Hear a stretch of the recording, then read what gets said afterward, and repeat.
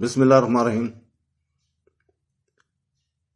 دوستو، بھائیوں، بہنوں اور بزرگوں، آج ہم فجر سے پہلے کھانا کھانے کی فضیلت بیان کر رہے ہیں، جس کا ذکر صحیح مسلم میں حوالہ کے ساتھ ہے۔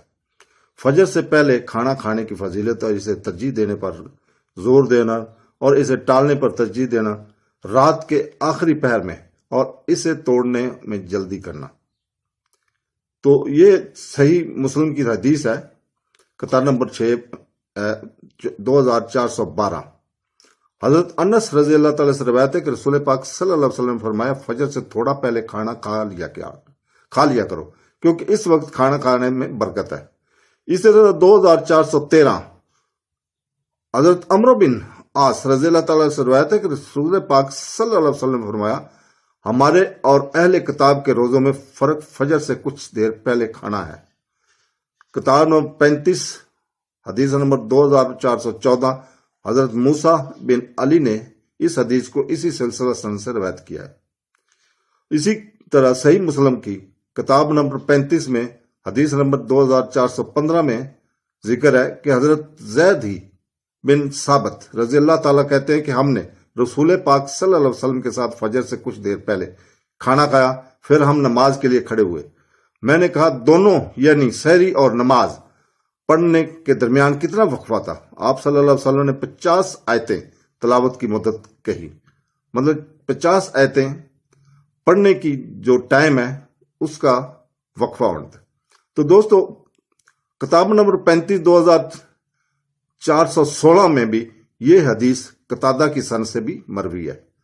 کتاب نمبر 35 2417 سہیل بن سعد رضی اللہ تعالیٰ نے رسول پاک صلی اللہ علیہ وسلم روایت کی ہے کہ آپ صلی اللہ علیہ وسلم نے فرمایا، لوگ اس وقت تک فلاح پاتے رہیں گے جب تک افطار سے جلدی کرتے رہیں گے۔ کتاب نمبر 35 حدیث نمبر 2018 صحیح مسلم اس طرح کی ایک حدیث سہیل نے روایت کی ہے۔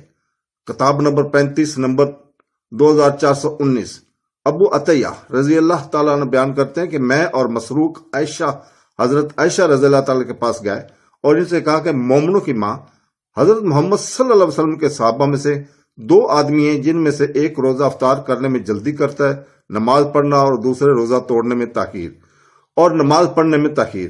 اس نے کہا کہ ان دونوں میں سے کون روزہ افطار کرنے اور نماز پڑھنے میں جلدی کرتا ہے؟ تو ہم نے کہا کہ یہ عبداللہ ہے، یعنی مسعود کا بیٹا۔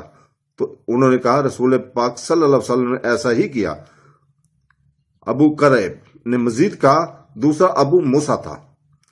تو دوستو، اسی طرح 2420 میں صحیح مسلم کی حدیث ہے، حضرت ابو عطیہ نے بیان کیا کہ میں اور مسروق حضرت عائشہ رضی اللہ تعالیٰ کے پاس گئے تو مسروق نے ان سے کہا کہ حضرت محمد صلی اللہ علیہ وسلم کے صحابہ میں سے 2 آدمی ایسے ہیں جن میں سے کوئی بھی نیکی کو نہیں چھوڑتا، لیکن ان میں سے ایک غروب آفتاب کی نماز پڑھنے اور افطار کرنے میں جلدی کرتے ہیں، اور دوسرا نے غروب آفتاب کی نماز پڑھنے اور افطار کرنے میں تاخیر کی۔